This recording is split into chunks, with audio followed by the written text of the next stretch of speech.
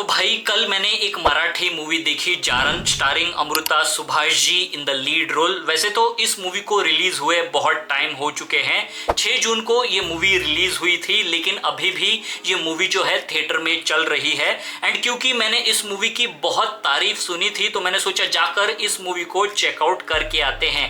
Housefull almost packed screening में मैंने इस मूवी को देखा एंड भाई साहब लेट मी टेल यू, इस मूवी की जो भी तारीफ हुई है हो रही है, जितने भी प्रेजेस इस मूवी को मिले हैं वो सारी चीजें ये मूवी जो है डिजर्व करती है। This movie is way better than the फालतू बकचोद कॉमेडी जो हमें हॉरर कॉमेडी के नाम पे भूल भुलैया मूवी के अंदर देखने मिली। In fact this is what Bhool Bhulaiyaa movie should have been. Ironically इस मूवी को अनीस बाज़मी जी ने प्रोड्यूस किया है, जिन्होंने भूल भुलैया मूवी को डायरेक्ट किया था। ये ना एक तुम्बाड़ लेवल की मूवी है। हालांकि दोनों मूवीज में कोई भी कॉमन चीजें नहीं है, कोई भी को रिलेशन नहीं है, लेकिन जैसे तुम्बाड़ जो है एक प्रॉपर हॉरर मूवी नहीं है, वैसे ही जारन जो है वो आपके टिपिकल हॉरर मूवी नहीं है। ये एक thought provoking psychological thriller movie है जिसके अंदर हॉरर वाले एलिमेंट्स है। बात करें मूवी के कहानी के बारे में तो बचपन में राधा प्लेड बाय अमृता सुभाष जो है उसके ऊपर जारन यानी कि ब्लैक मैजिक काला जादू किया गया था। Hence the title of the movie Jaaran. Cut to उसके कई साल बाद राधा जो है उसके साथ एक बहुत भयंकर हादसा होता है एंड उसके कुछ टाइम बाद उसे पता चलता है कि राधा के जो माता पिता है वो उसके बचपन का जो खानदानी वाड़ा यानी कि जो एंसेस्ट्रल होम है उसे बेच रहे हैं, लेकिन बेचने से पहले वो आखिरी बार राधा को वहां पर रहने के लिए बुलाते हैं। जैसे ही राधा उस वाड़ी में पहुंचती है धीरे धीरे उसके एटीट्यूड में बिहेवियर में एक बदलाव आने लगता है। अब क्या ये बचपन में उसके साथ जो काला जादू ब्लैक मैजिक हुआ था उसका असर है या फिर रिसेंटली उसके साथ जो एक हादसा हुआ था उसका एक साइकोलॉजिकल इफेक्ट है, उसका इमेजिनेशन है। अब ये मिस्ट्री क्या है ये जानने के लिए आपको ये मूवी चेकआउट करनी पड़ेगी जिसका नाम है जारन। मूवी का जो फर्स्ट हाफ है ना वो स्लो है, टाइम लेता है कैरेक्टर्स को सेटअप करने में, चीजों को सेटअप करने में, एट टाइम्स आपका पेशेंस भी टेस्ट करता है, लेकिन at the same time movie जो है ना एक amazing beautiful atmospheric horror create करती है through BGM, sound design, cinematography, lightning and as a audience ना आपको फीलिंग देती है कि समथिंग इज ऑफ, कुछ तो गड़बड़ है। एंड इन सब के ऊपर अमृता सुभाष जी एक फिनोमिनल परफॉर्मेंस देती है जो मूवी के अंदर आपको एंगेज्ड रखती है। राइटर डायरेक्टर ऋषिकेश गुप्ते ने ब्रिलियंटली इस मूवी के कहानी को लिखा है, स्क्रीन प्ले को लिखा है, उसे सेटअप किया है। मूवी के शुरुआत में ब्लैक मैजिक वाला इंसिडेंट, फिर रिसेंट राधा का इंसिडेंट, जिसकी वजह से मूवी का जो फर्स्ट हाफ है ना वो आपको साइकोलॉजिकल लगेगा, राधा का इमेजिनेशन लगेगा एंड मूवी का जो सेकंड हाफ है ना उसमें आप बिलीव करने लगोगे कि ये सुपर नेचुरल है, ब्लैक मैजिक है।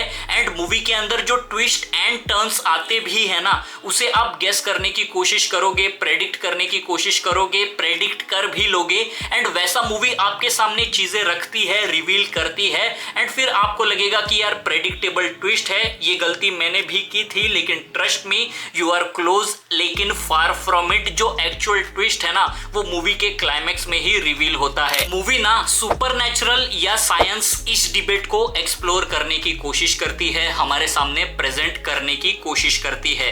मूवी के अंदर एक सीन है जहां पर डॉक्टर धनंजय एंड डॉक्टर रश्मि दोनों ही जो साइकेट्रिस्ट होते हैं बात कर रहे होते हैं, जहां पर डॉक्टर धनंजय कहते हैं कि ये सारी चीजें जो है वो राधा का इमेजिनेशन है एंड वही दूसरी तरफ जो डॉक्टर रश्मि है जो राधा के साथ सुपरनैचुरल चीजें हुई है उसको क्वेश्चन करती है कि फिर ये सारी चीजें क्या है। इन दी एंड दोनों जो है वो एक कंक्लूजन पर पहुंचते हैं कि simply anything could have happened, कुछ भी हो सकता है। ये मूवी ना आपके सामने ये सवाल रखती है कि क्या हमें सुपरस्टिशन, सुपरनैचुरल चीजों पे विश्वास रखना चाहिए चाहिए, बिलीव करना चाहिए, या फिर हमें सिर्फ रियलिटी, प्रैक्टिकलिटी, साइंस पे बिलीव करना चाहिए, उसको ही मानना चाहिए। एक और एक्टर है जिनकी मैं तारीफ करना चाहूंगा, अनीता दाते, जो गंगूटी यानी कि जकीनी चुड़ैल विच का रोल प्ले करती है। उनका छोटा सा रोल है इस मूवी के अंदर, लेकिन उसमें भी उन्होंने एक यादगार, शानदार, एक स्ट्रॉन्ग परफॉर्मेंस दी है इस मूवी के अंदर।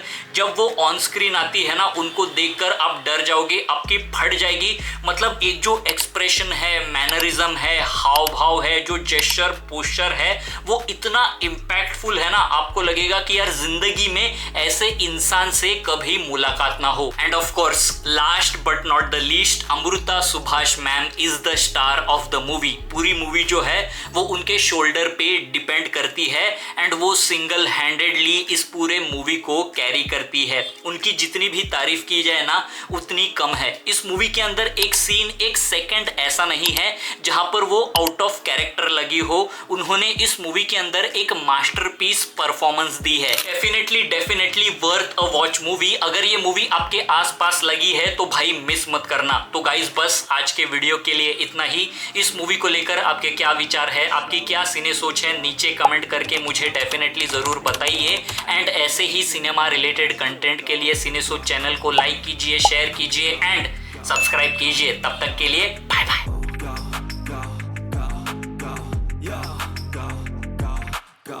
Hustle hard, hustle every single day. I'll be making moves till I'm buried in my grave.